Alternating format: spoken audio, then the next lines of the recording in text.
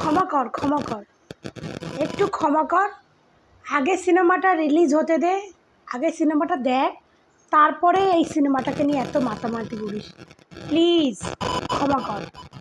তোদের আর এই সিনেমা নিয়ে মাতামাতি আর নেওয়া যাচ্ছে না বাবা। ফেসবুকে তো ঢোকাই যাচ্ছে না।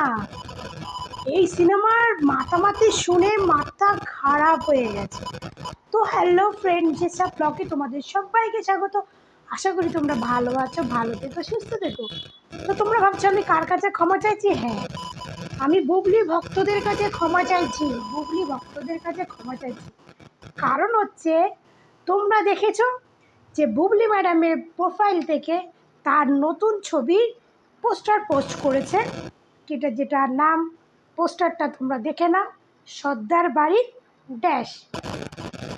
তো যখন থেকে বুবলি ম্যাডাম এই পোস্টারটা পোস্ট দিয়েছে, তখন থেকে তার ভক্তরা পাগল হয়ে গেছে, পাগল মানে মাথা খারাপ করে ফেলছে। কই কই কই গেল, কই কি কদুমাসির ভক্তরা কই গেল?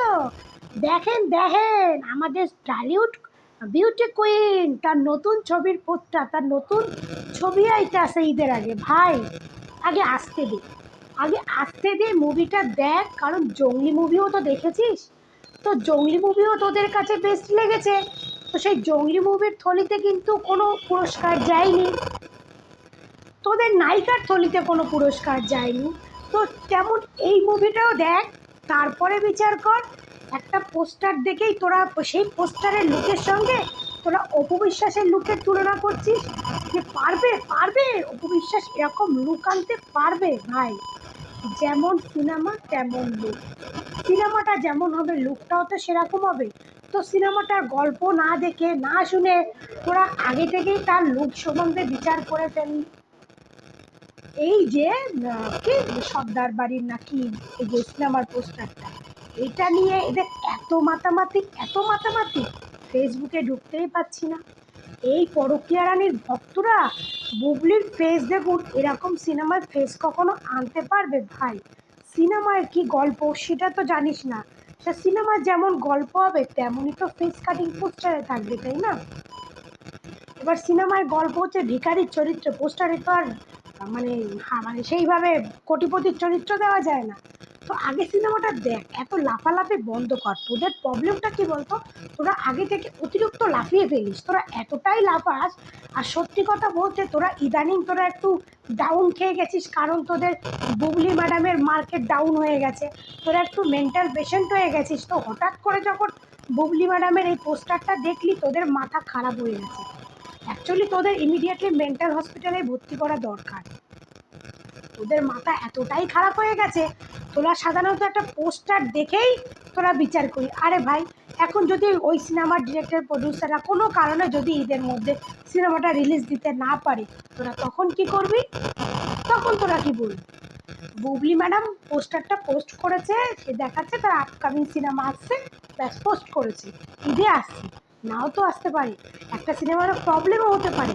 তো আগে দেখ, আগে মুভিটা আসুক, দেখ, তারপরে এত নাচন কুদন কর। তোরা ওই সিনেমার লুকের সঙ্গে তোরা আমাদের অপু বিশ্বাসের লুকের তুলনা করছিস। তোরা কি এটুকু বুঝিস না যে আমাদের অপু বিশ্বাস সিনেমা না করে অপু বিশ্বাস যেভাবে দাপিয়ে বেড়াচ্ছে, তার ধারে কাছে কি তোদের বুবলি ম্যাডাম আছে? বল, তার ধারে কাছে তোদের বুবলি ম্যাডাম আছে? অপু বিশ্বাস কোনো সিনেমা করছে না, সে শুধু এখন ব্যান্ড প্রমোটিং, সে এখন ইউটিউবে, ফেসবুকে এই সমস্ত কাজ নিয়ে ব্যস্ত আছে। এই সমস্ত করে সে যেভাবে বাংলাদেশে দাপিয়ে বেড়াচ্ছে, তোদের বুবলি ম্যাডাম কি কি করছে? তোদের বুবলি ম্যাডাম, তোদের আমি একটা সাজেশন দিই, তোদেরকে বলছি, তোরা তোরা তোদের বুবলি ম্যাডামকে এখনো বাঁচা।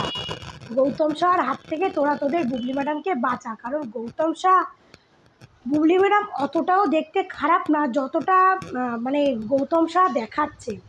বুবলি ম্যাডাম মোটামুটি যথেষ্ট দেখতে ভালো, কিন্তু তোদের গৌতম শাহ দাদা এমন এমন লুক দিচ্ছে বুবলি ম্যাডামকে, সোশ্যাল মিডিয়ায় তো সবাই ওটা নিয়ে সমালোচনা করছে যে কি বুবলিকে কে সাজিয়ে গৌতম শাহ প্রেজেন্ট করছে, যেটা আগে অপুকে করতো। আগে অপুকে করতো সেটা নিয়ে তোরা সমালোচনা করতিস, আর এখন সেটা বুবলিকে নিয়ে করছে, কারণ তার আইডিয়া, তার দিমাগে যে লুকটা আসবে সে তো সেটাই দেবে, যে যেরকম সে তো সেরকমই লুক দেবে। এমনিতে তো গৌতম সাহা দাদা একটু অম, তো যাই হোক, সেইখানে সে বুবলিকে লুকও দিচ্ছে এক একটা ওরকম লুক, যে লুক কোনো দর্শকই নিচ্ছে না বাংলাদেশে। আমি তো অনেক ভিডিও দেখি, কোনো দর্শকই সে লুকগুলো পছন্দ করছে না, যেমন ড্রেস আপ তেমন মেকআপ, মানে টোটালটাই বাজে, কোনোটাই পাচ্ছে না। গৌতম শাহ চেষ্টা করছে অপু বিশ্বাসের মতো লুক আনার জন্য, যে লুকগুলো অপু বিশ্বাস করে এসছে সেই লুকগুলো আনার জন্য, মানে মাহফুজ কাদেরী যে লুকগুলো অপু বিশ্বাসকে করিয়ে করিয়ে এখন এসছে, সে পেছনের লুকগুলো আনার জন্য চেষ্টা করছে, কিন্তু পারছে না। আলটিমেটলি সে ঘুরে ফিরে এরকমই হয়ে যাচ্ছে। তো আগে তোরা সেটাকে সামলা, তোদের ম্যাডামকে বল যে গৌতম সাহার কাছ থেকে সরে যেতে, না হলে এখন যেমন তোদের ম্যাডামের মার্কেট কমে যাচ্ছে, আস্তে আস্তে কিন্তু তোদের ম্যাডামের মার্কেট পুরো ডাউন হয়ে যাবে। আমি কিন্তু তোদেরকে ভালো সাজেশন দিচ্ছি, এটা তোরা তোদের ম্যাডামকে বোঝা যে গৌতম সাহার সঙ্গ ছেড়ে দিতে, নাহলে এখন একটা দুটো সিনেমা ওই যেই পোস্টার বেরোচ্ছে, রিলিজ হচ্ছে, এটাও কিন্তু বন্ধ হয়ে যাবে। তখন কি নিয়ে মাতামাতি করবি তোরা এত? এখন একটা পোস্টার নিয়ে মাতামাতি করছিস, তখন তোরা কি নিয়ে মাতামাতি করবি? তো দয়া করে তোদের ম্যাডামের সময় আছে এখনো বোঝা, নাহলে কিন্তু এরপরে কোনো অস্তিত্ব থাকবে না। আর এখন এমন একটা ইয়েতে চলে এসছে যে এরপর আবার সাংবাদিকতাও করতে পারবে না, তারা তো মান সম্মান কিছুই থাকবে না। তো ভাই, আমাদের অপু বিশ্বাসকে ছাড়, আমাদের অপু বিশ্বাস যেমন লুক দিচ্ছে সেই লুকেই বাংলাদেশ জনগণ ফিদা হয়ে যাচ্ছে। তো আমাদের অপু বিশ্বাসকে আমাদের ওপর ছেড়ে দে, তাকে নিয়ে আমরা বুঝবো সে কি লুক দিচ্ছে না দিচ্ছে, আমরা বুঝবো। কিন্তু তোদেরকে বলছি, তোরা তোদের ম্যাডামকে বাঁচা গৌতম সাহা দাদার হাত থেকে, কারণ গৌতম সাহা দাদা তাদের লুক দিচ্ছে, আর কটা দিন গেলে কিন্তু তোদের ম্যাডামেরা অস্তিত্ব খুঁজে পাবি না। আমি একজন অপু ভক্ত হয়ে তোদের কিন্তু ভালো সাজেশন দিলাম, কেউ কিন্তু খারাপ মাইন্ডে নিস না, আমি কিন্তু ভালো কথাই বলেছি। গৌতম সাহা দাদার হাত থেকে তোদের রানীকে বাঁচা, মানে তোদের রানীর এরপরে কোনো অস্তিত্বই থাকবে না, বুঝেছিস? যেমন আগে অনেক অনেক নায়িকা হারিয়ে গেছে, ওরকম তোদের মহারানী কিন্তু হারিয়ে যাবে। ওই মাঝে মাঝে তার ছেলে বীরকে নিয়ে শাকিব খানের বাসায় যখন ঢোকার চেষ্টা করবে, তখন আসবে টাইম লাইনে, আবার কিন্তু হারিয়ে যাবে। তো তোদের নায়িকাকে বোঝা এর থেকে দূরে থাকতে, গৌতম সাহার হাত থেকে দূরে থাকতে। আর সে এমন দেখতে খারাপ নয়, সে মোটামুটি দেখতে ভালো, তো সে অনেক সুন্দর লুক দিতে পারে, এই সমস্ত লুক না দিয়ে অনেক ভালো ভালো লুক দিতে পারে। তো নিজের নায়িকার চিন্তা কর, আমাদের অপু বিশ্বাসের চিন্তা করা ছাড়।